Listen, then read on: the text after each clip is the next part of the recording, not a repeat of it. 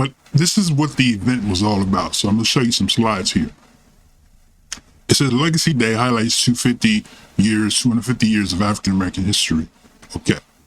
The next slide, it says on the Black History Walking Tour, participants stopped at renowned entrepreneurs Henry Phillip, former slave, James A. Jones, and Thomas Cuff's former residence, among many other sites. The tour is hosted by Chesapeake Heartland community historian Arlie Ringo Johnson and volunteer Paula Reeder. Okay, next slide. Adam Goodhart, director of the STAR Center for the Study, of the American Experience at Washington College, lends historical context during the Legacy Day Black History Walk Tour. Next slide. Vice President of Sultana Education Foundation, Chris Crino, shares the digital display Blacks on the Chesapeake to over a dozen participants. Next slide.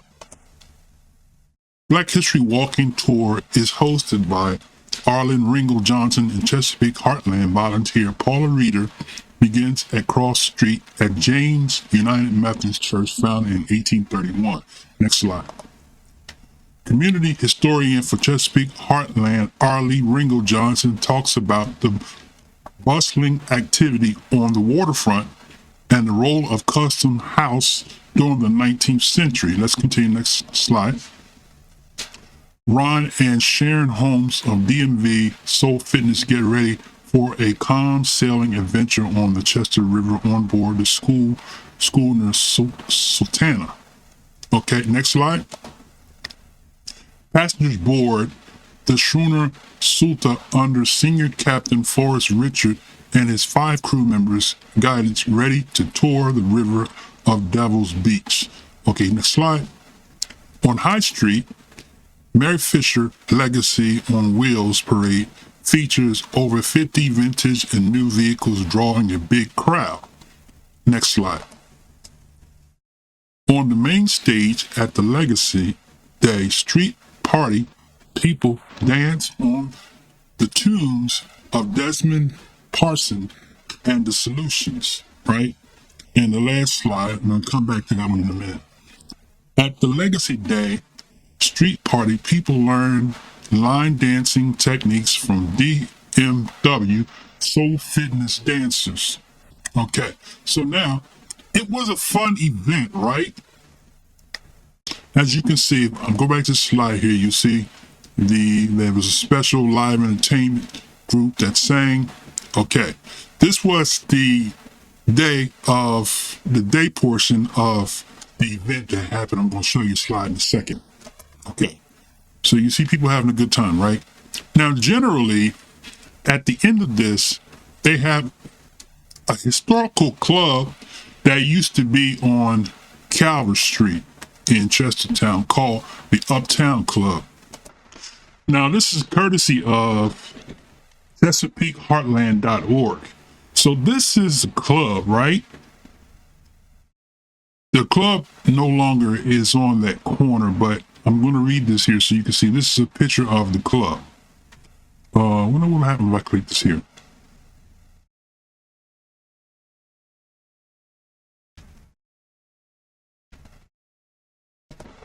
So we'll see a closer view.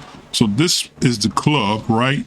That used to be on the corner of Calvert and College Avenue. Now I'm going to go back to the previous slide.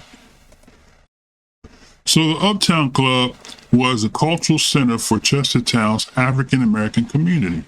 The Uptown Club was a restaurant and bar and a spot for live music that catered to the African American community of Chestertown. The Uptown Club sat on the northwest corner of College Avenue and Calvert Street and was owned by Charlie Graves, a World War II veteran who also owned the concrete clubs in town. Although the small club didn't look like much from the outside, it had profound impact on the community as it served as a safe haven for African Americans to escape reality, even if it was just for the time. The club was part of the Chitlin Circuit, which was made up of bars, restaurants, bookstores, theaters, and nightclubs that all host black artists. This circuit was essential to the survival of black artists at the time due to the recording industry. Apartheid, which relegated black music to a black audience and only allowed music produced by African Americans to air from midnight until dawn. African American artists could break into the white circuit, so they formed, let me back up, they couldn't break into the white circuit, so they formed their own artists such as Etta James, B.B. King, the Franklin Girls, Fats Domino, James Brown, Otis Redding, all sang at the Uptown Club as small artists during their time on the circuit. So what we should take away from this is this particular club that was there was like a haven for blacks that was not accepted in the white music world. Now, on this page, you see the inside of the club. It says photograph of Mercedes Turner working at the counter of the Uptown Club in 1960. Kent County Historical Society object identified. So it says, while big names passed through the club, that wasn't what made it special. The true value it held was shown in how the community treated the club. People would come from all over the East Coast to enjoy the revel in the music. The club didn't just offer music, it offered the African American community an escape from the racism they experienced in Chestertown. Okay? Despite the segregated spaces of Chestertown, the club provided a space for the African American community to be themselves and express their culture and identity. When the club was eventually torn down during the summer of 1988, it meant the end of the Chitlin Circuit in Chestertown. However, it was also a loss for the community members who used it as a safe haven.